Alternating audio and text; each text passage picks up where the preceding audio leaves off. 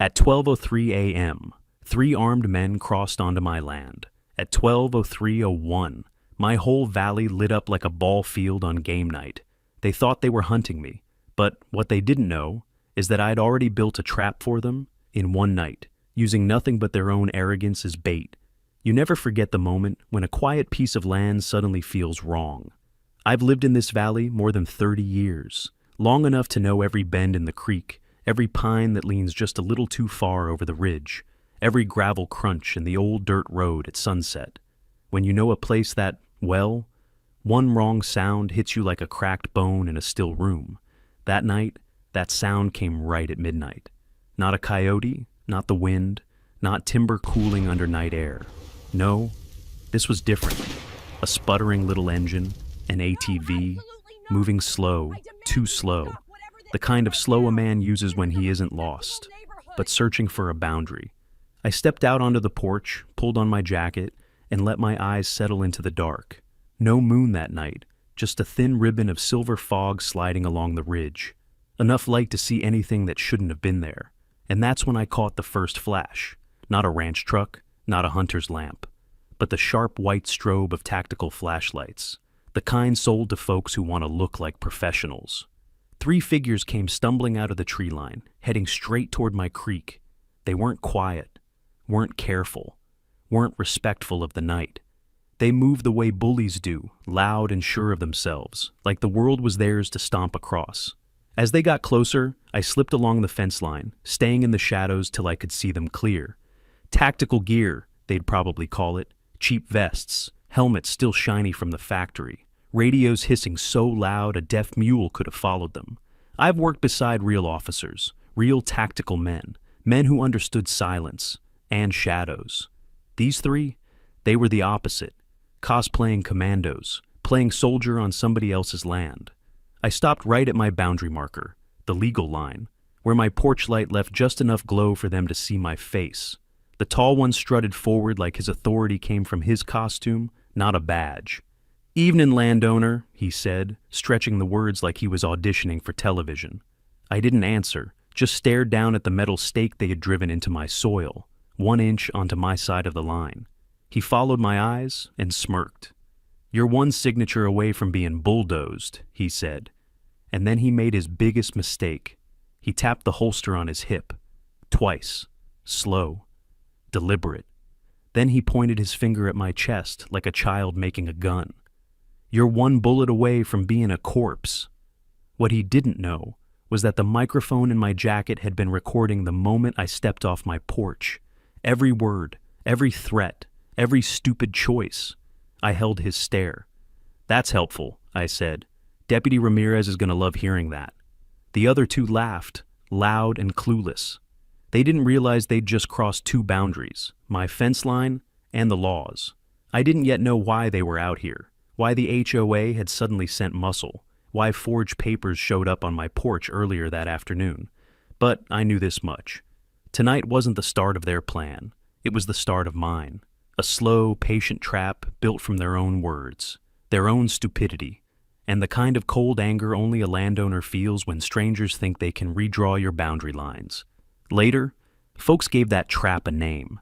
They called it the borderline trap. Most people think land disputes start with fences or old survey markers, but in my experience, they start with something quieter, something hidden, something worth real money. And in this valley, the thing worth the most wasn't the dirt. It was the water. The morning after those three amateurs strutted across my boundary line, I drove into town to get answers. The sky was still gray when I pulled into the county office, that stale old building with flickering lights and windows that haven't opened since the Reagan administration. The clerk behind the counter knew me well enough. Everybody in a small county does. She looked up over her bifocals and said, "Morning, Derek."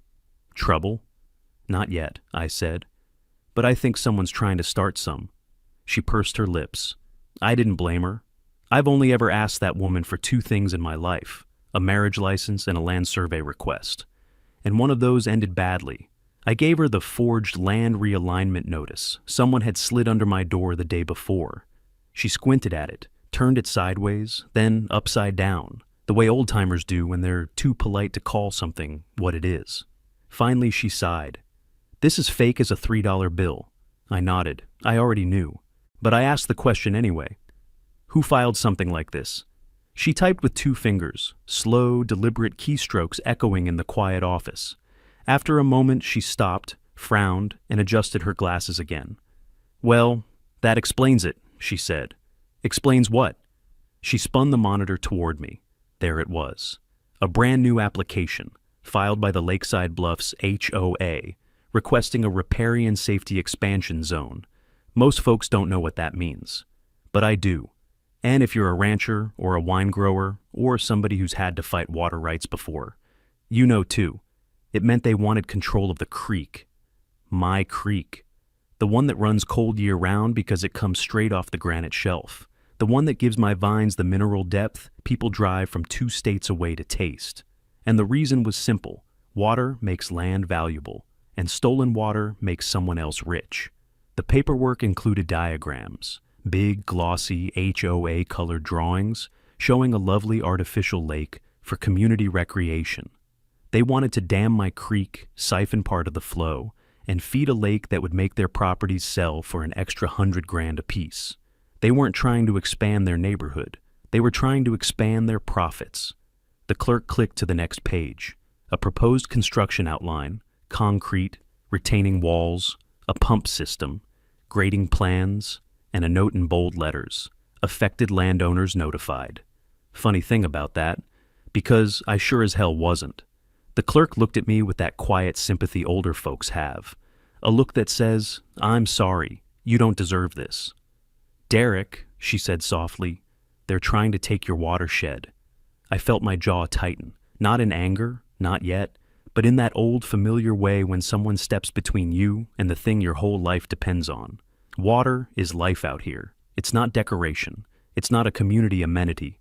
It's the heartbeat of the valley. I folded the forged notice, slid it back into the envelope, and thanked her. As I walked out, the sun had just broken over the ridge. Long shadows stretched across Main Street, the kind that remind you nothing stays hidden forever. I stood beside my truck, letting the morning settle around me. 3 armed men don't cross your land at midnight for no reason. Fake paperwork doesn't show up by accident, and HOAs don't file land grabs unless they think you're too old, too tired, or too alone to stop them. They'd miscalculated, because now, the creek wasn't just water. It was motive. It was leverage. It was the reason I was going to set a trap they'd walk straight into, with their eyes wide open.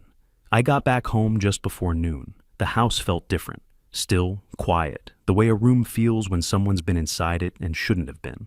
I set my keys down, poured the last inch of cold coffee into a mug, and sat at the kitchen table with the envelope. The forged notice. The one someone hoped would scare me off my own land. It was printed on heavy paper, the kind HOAS used to make nonsense look official. Embossed trim. Gold seal. Legal phrases copied out of context from real county documents. I flattened the pages and let the light do the work. Years dealing with land surveys, mineral claims, and water rights filings teaches a man to see flaws the way a jeweler sees cracks in a diamond. And this thing was full of cracks. The language was wrong. Counties don't talk about community emergency realignment. They talk about risk zones, flood mapping, and statutory boundaries. Whoever drafted this didn't understand the system they were impersonating. The seal was misaligned by a 1/4 inch. A county machine doesn't misalign. People do. And then there was the signature. I almost laughed when I saw it. The county surveyor hasn't written an R like that since he shattered his wrist in 2009 slipping on black ice behind the post office. 6 months in a brace changed his handwriting permanently. The forger didn't know that, but I did. I leaned back and replayed Broderick's threat on my recorder. "You're 1 bullet away from being a corpse." Listening to it again didn't raise my blood pressure. It just sharpened the picture. This wasn't random harassment. This wasn't a simple HOA dispute.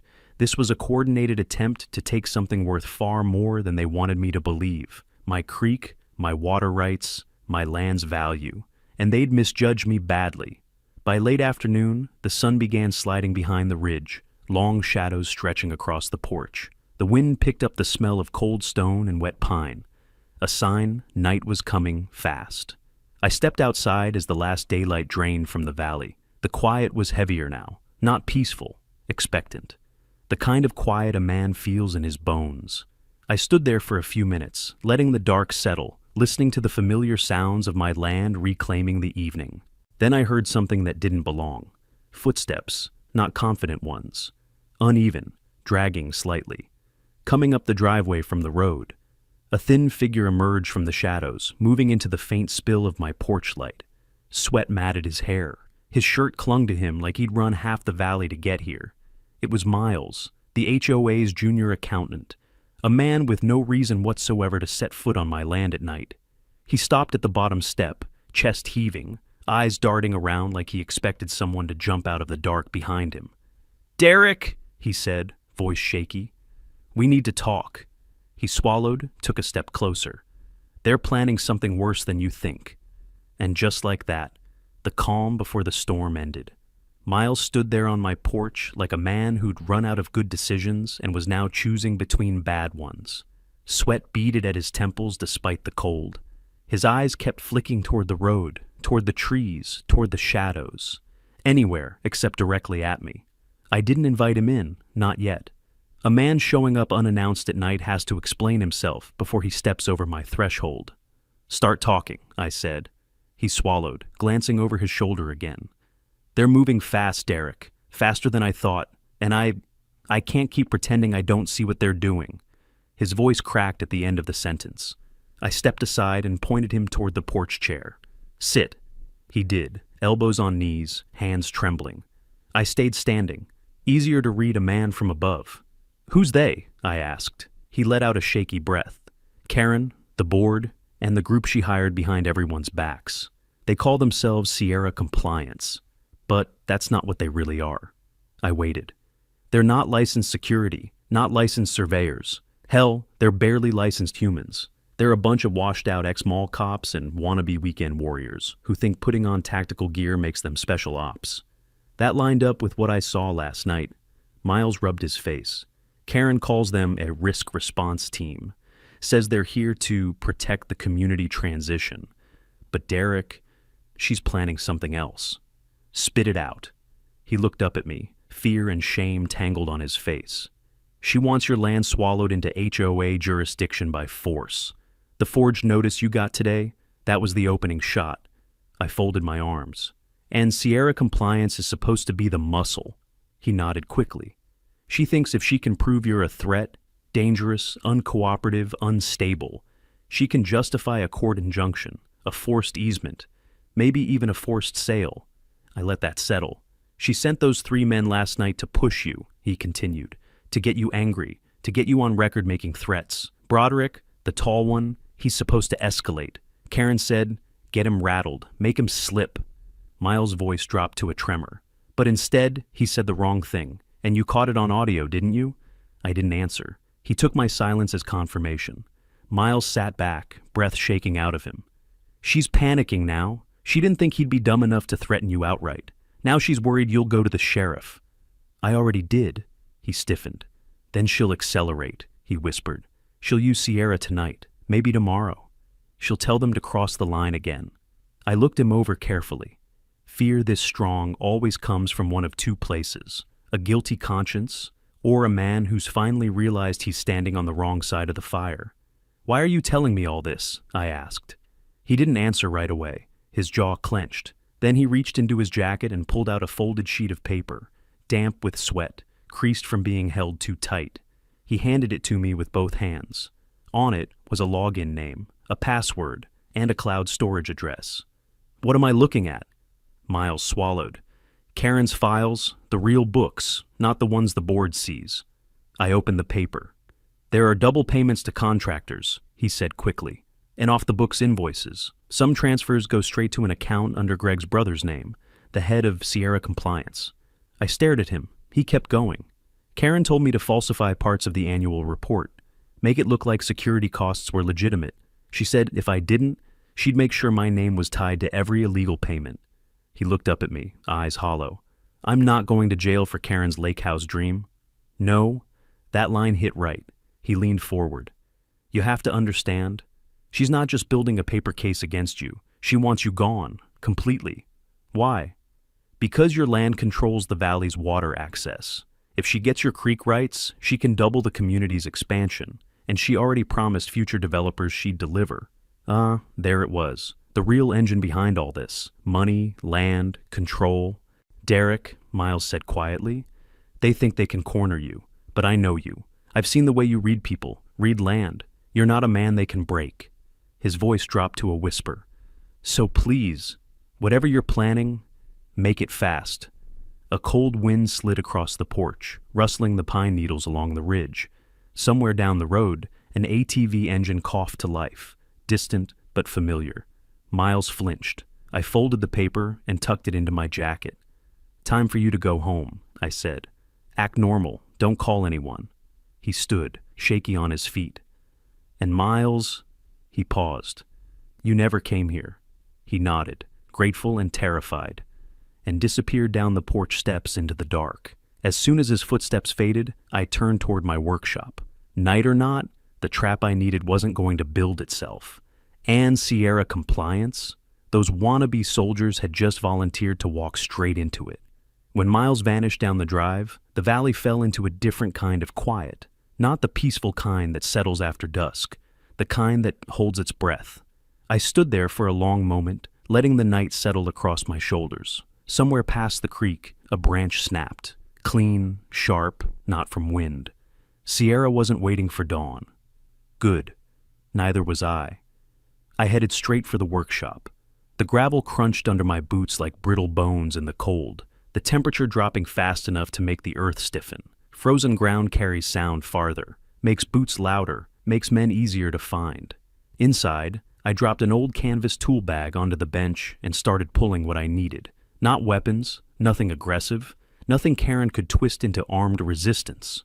Just tools, 2 industrial halogen towers, a battery backup pack, 2 directional floods, a wildfire-grade emergency strobe I'd bought years ago, 10-gauge copper wire, 4 steel stakes, and my field mic. Nothing illegal, nothing dangerous, but, when arranged correctly, enough to turn the valley into a stadium and Sierra's wannabe commandos into deer frozen on a highway. I loaded everything onto the ATV and rode out to the creek, moon still hiding behind the ridge. Perfect. The valley was dark enough to swallow a man whole, and just dark enough for men like Sierra to think they owned it. I planted the steel stakes first, deep into the hard soil, angled just right to hold the floodlights but stay invisible. Then I buried the wiring, laid the halogens under the canopy gaps where the beams could blast upward like artillery fire. By the time the ridge strobe was in place, high, centered, pointed directly toward where Sierra always crossed, my breath was fogging in the air. I wiped my hands on my jacket and took one last look. The trap wasn't complicated. It didn't need to be. It needed to be timed, and Sierra's arrogance would handle the rest. At 3:17 a.m., I walked back to the house. Before stepping on the porch, I reached under the eave and flipped a second switch, activating a wide-angle roof camera I'd mounted earlier that night, hardwired, no Wi-Fi, no cloud, no way for Sierra to hack, jam, or erase it. Everything from this moment forward would be mine on record. Then I killed every exterior light on the property, letting the darkness pool in around the house. For a few minutes, nothing moved. Then, a tremor in the ground, soft, rhythmic, boots, 3 sets. They were coming the same way as before, because lazy men repeat the routes they feel comfortable with. Their flashlights bobbed through the trees, jittery and sloppy. Not search patterns, just nervous hands holding expensive toys. Broderick's voice cut through the dark. Spread out, keep eyes on the porch. His radio crackled. One of the others whispered, "Man, it's dark as hell." Broderick grunted. "Good, means he's blind." I smiled. "No, son, I wasn't blind. I was waiting." They reached the boundary line, the actual legal line, not the fake survey marker they'd hammered into my soil. Broderick shined his light across it, hesitated, then stepped over. 1 inch, 2, 3. The roof camera caught everything from above, audio, video, and the angle that makes prosecutors smile. And that was my cue. I touched the porch rail. Beneath it, the trigger switch clicked. The valley erupted. A wall of white halogen blasted upward through the trees, turning night into noon in a single heartbeat. The ridge strobe detonated behind them, a pulsing backlight that hammered their retinas and carved their silhouettes into the darkness like cardboard cutouts. Broderick screamed. The other two dropped, thinking they were under fire. No bullets, just physics. Light is louder than any gunshot when you don't expect it. They staggered, half blind, swearing, reaching for their radios. I stepped out onto the porch, calm, hands visible, voice steady. "Broderick," I said, "your men are trespassing on recorded land. My camera is capturing every second, and Ramirez gets the file the moment I hit send." He spun around, wild, eyes shrunk to pinpoints from the blast. And then he said it. Then he made the mistake that would follow him into a courtroom. "You step toward me," he shouted, tapping his holster hard. "Once, twice, and I'll put you down right here." Perfect. Crystal clear on my recorder, crystal clear on the roof camera, a threat, on my land, during a trespass, while armed. His two buddies froze, realizing they'd walked straight into a legal coffin. The trap didn't just spring, it sang. And Sierra Compliance had no idea their night was about to get much, much worse. Broderick froze under the burning lights, one hand hovering near the gun he didn't have the courage, or legal right, to draw. His two men blinked through the shock, caught between fight and flight, neither one capable of either. And in that moment, beneath the halogens blasting like noonday sun, I saw it. Not fear, not anger, doubt. Wannabe soldiers don't fall apart from danger. They fall apart when they realize someone else is keeping score. Broderick clawed at his eyes, smearing tears down his cheeks. "You think lights are gonna stop us?" he barked, voice cracking in just the right way that tells you a man's bluffing even himself. "No," I said. "Your own words are." I lifted my phone, tapped the screen. A soft ping confirmed the recording, saved to my secure folder, and could be sent to Ramirez with one more touch. "Audio and video," I said. "Hardwired, time-stamped, unhackable, nothing you can tamper with."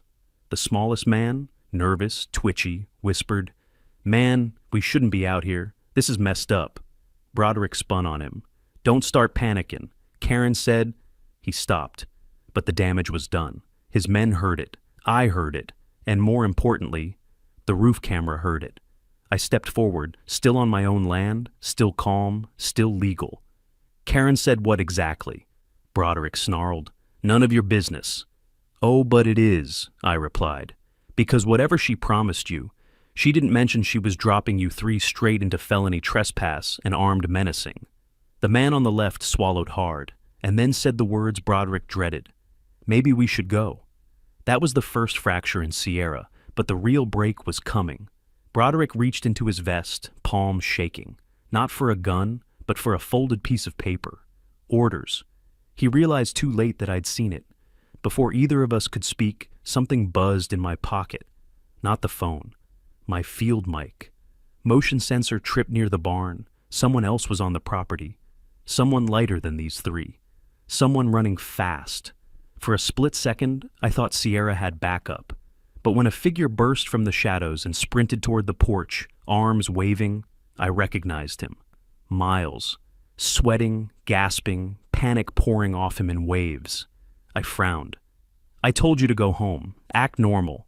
He collapsed against the porch rail. "I did," he choked out. "I went home. I locked my door. I tried to pretend I wasn't part of any of this." He held up a cracked tablet, the cheap kind administrators get stuck with. But then, he swallowed hard, voice trembling. I saw Karen send the final order, the one that said, "Cross the line now." Broderick stiffened. Miles continued, voice quivering but stronger than I'd ever heard it. "I couldn't let you face this alone, Derek. I'm not brave, but I'm not going to jail for Karen's lake house dream." That line hung in the air like frost. Then Miles lifted the tablet. "Everything you need is in here." Broderick panicked. "Miles, what the hell are you doing?" Miles flinched, but didn't retreat. "I'm done covering for criminals." He handed me the tablet with trembling hands. On the screen, Karen's private messages, strings of them. Miles scrolled. "Karen, cross the line tonight, no hesitation." Karen, "Push him, force a reaction." Karen, "If he gets aggressive, Good. We need incident justification. Karen, remember, no recordings. Do not let him get audio. Karen, if he resists entry, proceed. The board will cover liabilities. Karen, you're protected. Karen, make him break. I looked up. Broderick lunged as if he could snatch the tablet from my hands. He didn't make it far. His own men stepped between us. What else didn't you tell us? One demanded. Broderick's voice cracked. She said it was legal. No, Miles said softly. It's entrapment, felony level, and now it's all evidence. The smallest man whispered, I didn't sign up for this. The second said, she set us up. And just like that, Sierra Compliance wasn't a team anymore. It was one desperate leader and two men realizing they'd been fed to wolves by a woman sitting in a warm house behind a gate. I raised the porch phone, spoke calmly. Ramirez, you're gonna want to come now. Broderick flinched so hard he actually stumbled. He knew what that meant. Tonight wasn't about intimidation anymore. It was about consequences. And Karen Hathaway was about to discover that paper trails cut both ways.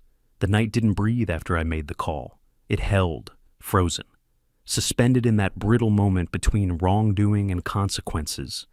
The exact moment most men never see coming. Broderick felt it. His shoulders hunched, his jaw twitched. He kept licking his lips like a man trying to taste a way out. His two contractors backed away from him until they were nearly standing on my property line again, not crossing it, but close enough to show where they now believed danger truly was. Not behind my fence, behind him. I kept the porch light off. Let the halogens and the ridge strobe carve the scene into hard contrast. Sierra exposed, trembling, washed in white. Broderick glanced toward the road, toward the dark, toward escape. But he had no escape. Not from the camera, not from the tablet, not from the words he'd already spoken like an idiot into the night air, and certainly not from the sound that drifted up the valley a minute later. Gravel, crushing, slow, deliberate. A vehicle coming in without sirens. The way real officers approach a situation they want to observe before they intervene. The engine didn't growl, it hummed. County issue. Broderick whispered, "Oh no, no, no," and stepped back so fast he nearly tripped over a root. A spotlight swept the trees, cutting through the fog. Then Deputy Ramirez emerged, calm, methodical, confident in the way only a man with full legal authority and a long memory can be. He stepped into the white glow of my trap like he'd rehearsed it. "Evening, gentlemen," he said, tipping his hat. His voice wasn't raised, but it carried like it owned the night. Broderick tried to speak and failed, tried again. "Deputy, this isn't what it looks like. We were conducting an HOA juries." Ramirez held up a hand. That tiny gesture shut him down like a switch. "Broderick, I know every inch of this county's jurisdiction. You know how I know that?" Broderick blinked. Ramirez continued. "Because I actually work for it." He nodded toward the line on the ground, the boundary stake. "You're trespassing, armed, at night, against a landowner who told you to leave, and you threatened him." Ramirez flicked his chin toward me. "On camera," Broderick stammered.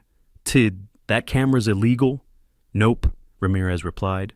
"It's on his land, facing his land, recording people committing crimes on his land." The two contractors looked crushed under the weight of those words. Ramirez stepped closer. "Drop the weapons, all of you, slowly."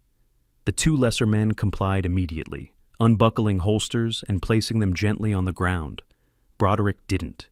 He froze, not out of defiance, out of realization, that if he let go of the weapon, he was admitting what he already knew. His authority was a costume, his orders were illegal, and his employer wasn't coming to save him. Ramirez's tone didn't change. "Broderick, holster on the ground, now." Broderick swallowed, and in that moment, finally, he obeyed someone who actually had power. His gun clattered on the dirt. Ramirez nodded once, then he turned to me. "Mr. Carson, you said you had evidence for me." I handed him the tablet. He scrolled. His eyebrow twitched. The Ramirez equivalent of someone screaming, "Holy hell." "Karen sent these orders?" he asked. "Yes," Miles whispered, "and there's more." Ramirez took a deep breath, slow, controlled. A man centering himself before delivering a verdict. "All right," he said, With written directives like these, plus the recording of armed threats, that's conspiracy, trespass, and coercion, at minimum. Broderick made a weak choking noise. Ramirez ignored him. "Gentlemen," he said to the two contractors, "I'm giving you one chance to step aside and cooperate. Throw your employer under the bus or stand beside him in cuffs." They didn't hesitate. One pointed straight at Broderick. "He didn't just tell us to cross. He said Karen would handle the fallout. He said she wanted dirt to force jurisdiction." The other nodded violently. "He said we'd get bonuses if we rattled Mr. Carson enough to make him react." Ramirez exhaled like a judge dismissing a doomed defense. Then, headlights flared at the ridge. A new vehicle, black, low, expensive, a Mercedes. It coasted to a stop on the side road near the tree line. The driver's door opened, and a familiar, furious silhouette stepped out. Karen Hathaway, hair perfect, nightgown hidden under a trench coat, phone clutched like a scepter. She stormed toward the lights, shouting, "This is not authorized! You were not supposed to—" She froze when she saw the scene. Her men, disarmed, exposed, surrounded by blinding halogens that made the truth impossible to hide. Ramirez spoke before she could breathe fire. "Mrs. Hathaway," he said, calm as stone, "nice of you to join us." She pointed at Broderick. "They acted on their own. I didn't order anything." Miles stepped forward, shaking, but brave in the way only fear-forced courage allows. "That's a lie," he said. "You sent the final order at 2:11 a.m. I watched it go out." Karen's face turned to ash. Ramirez held up the tablet. On the screen was the very message. "Cross the line now. No hesitation." "Karen M.?" Her voice cracked. "That's not... that was taken out of context." Ramirez cut her off. "That's enough." He didn't raise his voice, but the sound stopped Karen cold. "Mrs. Hathaway," he said, "you're being detained for questioning in a criminal conspiracy. Turn around." She sputtered. I'm the HOA president." Ramirez nodded. "And I'm the deputy with jurisdiction." Behind her, the Mercedes back door opened. A second person? Another board member? Someone fleeing? No. It was Karen's purse, thrown open. Inside it, stacks of paperwork. An envelope stuffed thick with cash. A burner phone blinking with unread messages. Evidence. Karen's last hiding place was sitting in plain view. Ramirez sighed. "Broderick, Karen, hands behind your backs." The click of handcuffs echoed across the valley. The halogens hummed overhead like applause. Miles let out a breath that sounded like he'd been holding it for 10 years. And Broderick, once the loudest man in the dark, said nothing. Because there was nothing left for him to say. Karen was still screaming in the back of the cruiser when Ramirez shut the door, but her voice was muffled by reinforced glass. Sierra's two contractors were already en route to protective holding. Broderick, cuffed and shaking, sat in the second unit, staring out the window like his whole world had collapsed in 6 minutes flat. Because it had. Ramirez watched both vehicles roll down the dirt road until their tail lights vanished behind the trees. Then he finally exhaled, long, heavy, and thoughtful. "All right," he said quietly. "This isn't stopping at the creek. We're just getting started." I crossed my arms. "What now?" Ramirez nodded toward the tablet Miles had given me. "With those messages, with the threats, with the recorded trespass, we have enough to request 2 warrants immediately. One for Broderick's house, one for Karen's office." Miles swallowed. "You really think there's more?" Ramirez gave him a long look. "Miles, people like Karen and Broderick don't do one illegal thing. They build patterns, they build systems, and they hide a lot of rot in the dark." He tapped his radio. "Dispatch, this is Ramirez. Begin the warrant process, priority, code 17, static." Then a voice confirmed. The deputy turned to me. "I'll need you with me," he said, "and bring your boots." The warrants cleared faster than I expected. The kind of speed that only happens when judges have been seeing smoke around an HOA for a long time and finally spot the fire. Before sunrise, we were parked outside Broderick's house. Quiet neighborhood, small lawns, wind chimes, a ceramic frog by a mailbox. A place built to look harmless. 3 unmarked SUVs rolled to the curb with engines low and lights off. The fog clung to the asphalt like smoke from an old battlefield. Ramirez approached the door first. We all knew Broderick wasn't home. He was already in custody, handcuffed, processed, and sitting in a holding cell miles away. And that made the raid cleaner. No confrontation, no risk. Just truth waiting behind drywall. Ramirez knocked anyway. Protocol. Sheriff's Department, warrant to search. No answer, of course. He nodded to the breach team. One swing, door cracked. Two swings, door gave way. We entered. The house was silent, unnervingly clean in the living room, unnervingly cluttered everywhere else. The kind of mess that looks chaotic until you realize chaos is the point. Outdated dishes in the sink, takeout containers on the counter, mail piled on the floor. But nothing mattered until Ramirez said, "Check the garage." A deputy hit the switch. The overhead light flickered on, and every man in that room stopped breathing. The entire garage wall was covered in maps, not wallpapered, pinned, layered, connected with yarn and pushpins. Maps of the HOA, maps of the county, subdivisions, drainage lines, old land surveys from 30 years ago, all marked in red, yellow, and black ink, and in the center, my land, circled in thick red marker. Inside the circle, one word, target. A deputy whispered, "Holy God," and then they saw the equipment. 6 monitors stacked crooked, 3 desktops running cooling fans loud as a vacuum, Wi-Fi extenders taped to cardboard, hard drives labeled with street names. One screen showed a paused frame of my porch, another showed the ridge near my vineyard, another showed a neighbor's backyard, one that had nothing to do with Sierra's security duties.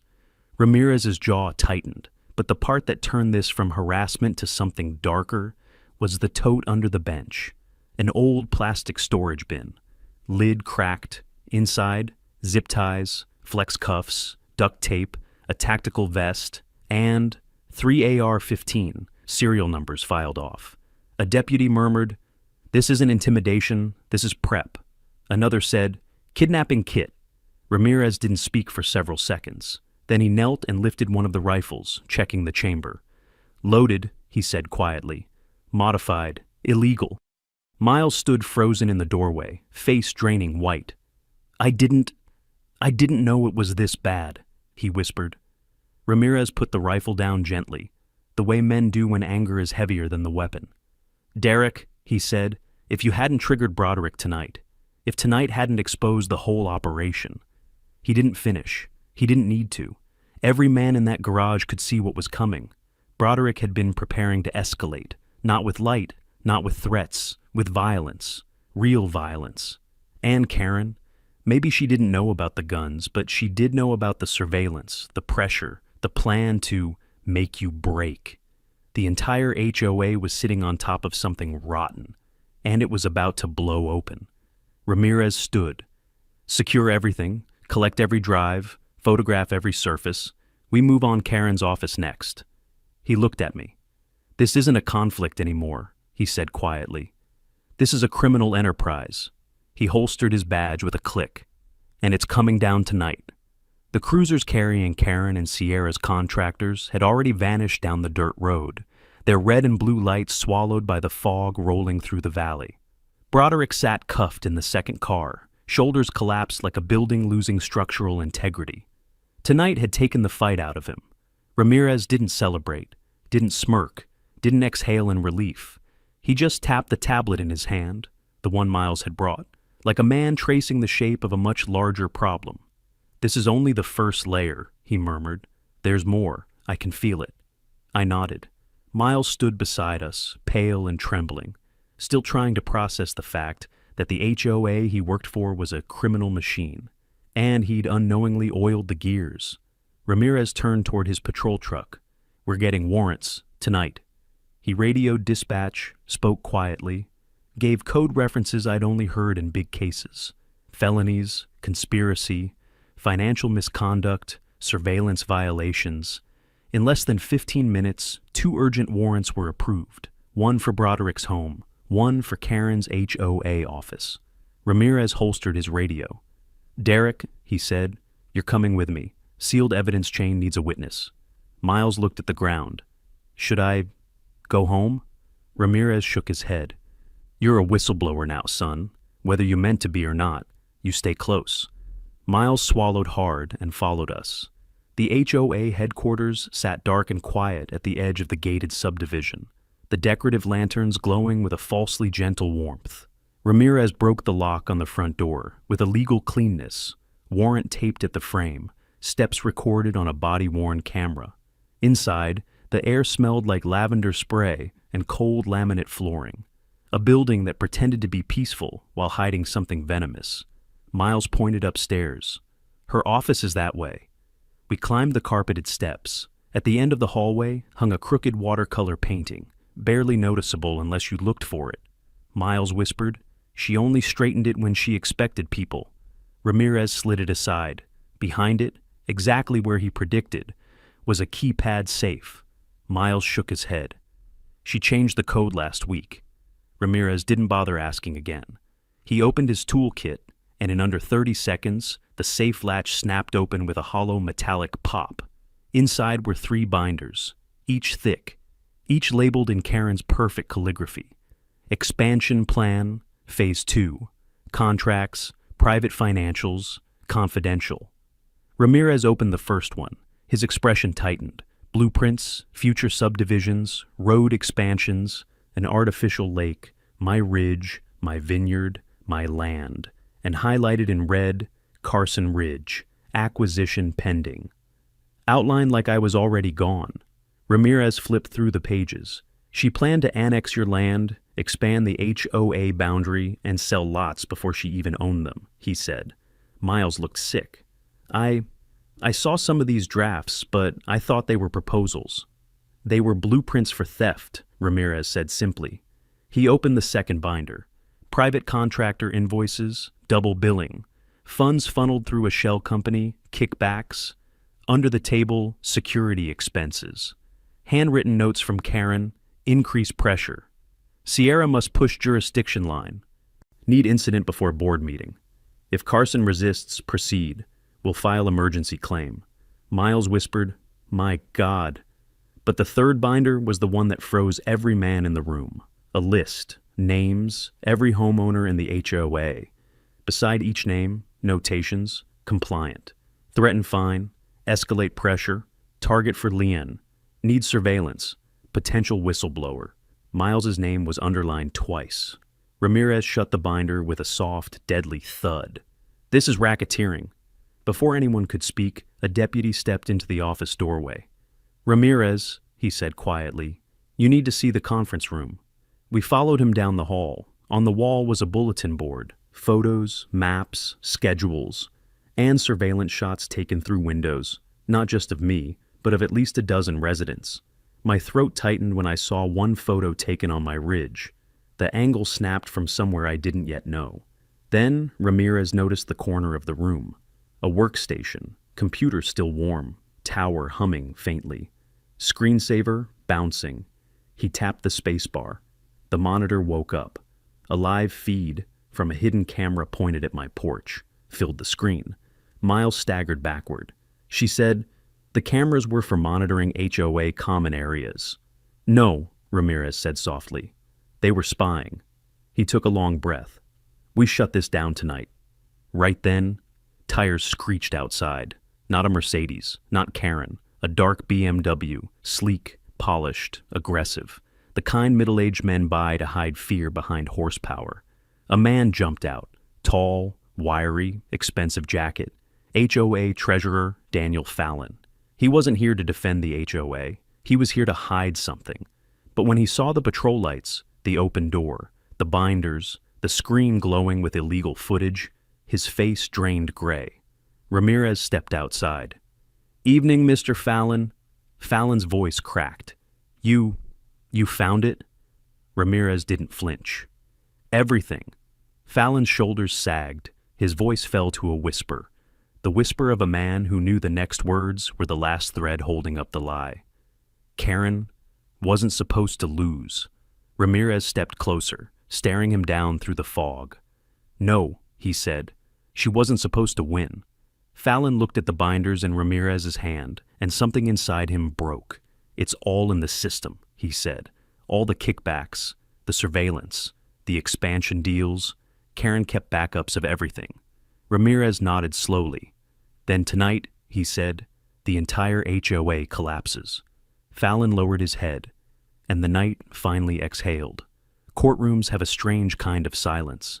Not the peaceful kind you find in a vineyard at dawn, but a heavy human silence, thick with fear, lies, and the weight of what comes next. The trial began 3 months after the raids. By then, the community had changed. The HOA was under state trusteeship. Miles was working with auditors to untangle the mess. And most of Lakeside Bluffs showed up every day, just to watch the empire collapse. I sat in the front row, not out of pride, but out of duty. Broderick entered first. No tactical vest, no helmet, no bravado. Just a cheap gray suit that didn't fit him right. He looked like a man who finally realized no amount of cosplay could save him now. Then came Karen Hathaway, hair pinned too tightly, smile too practiced. She tried to walk like she still owned the room, but the memory of handcuffs had already rewritten her body language. Authority was gone, and everyone knew it. The prosecution opened with a wall of visual evidence. The maps Karen altered, the payment trails to shell companies, Broderick's own body cam clips from jobs he claimed never happened. The jury didn't need to be lawyers. They needed eyes, and what they saw was enough. But the real pivot, the moment the room shifted, came on day 4. The prosecutor dimmed the lights and played the recording I captured that night by the creek. The room went dead still. Broderick's voice echoed through the speakers. "You're one bullet away from being a corpse." Then, Karen's text message was projected on the screen. "Cross the line immediately, ignore him." 2 sentences. Signed confessions. Karen stiffened. Broderick stared at the floor. The jury looked at them like they were already wearing orange. Then came the witnesses. Miles spoke first, voice shaky. But truth is its own kind of courage. "I didn't come forward because I'm brave," he said.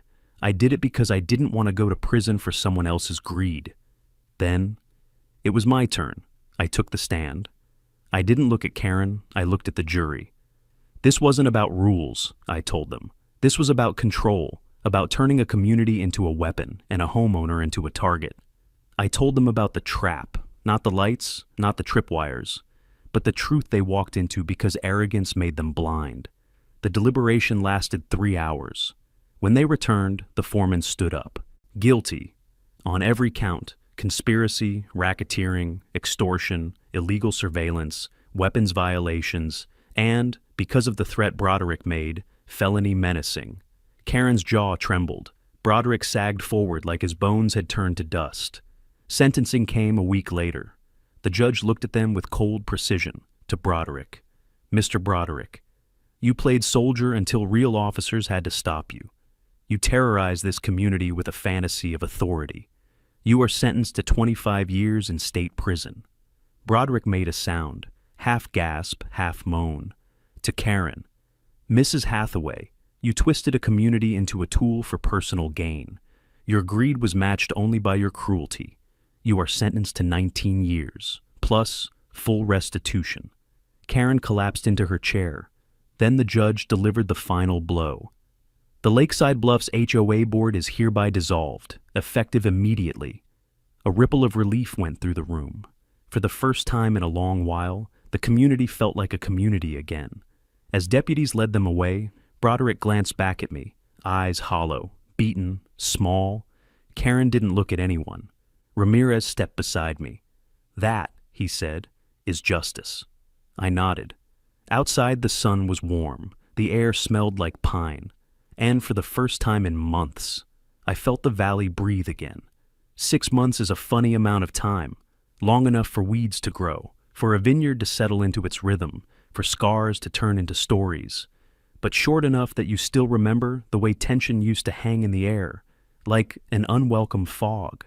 By the start of summer, the valley felt different, not louder, not busier, just free. The HOA patrol lights didn't flash on the ridge anymore. No SUVs idled at the property line pretending to measure compliance. No drones buzzed overhead like metal mosquitoes with an agenda.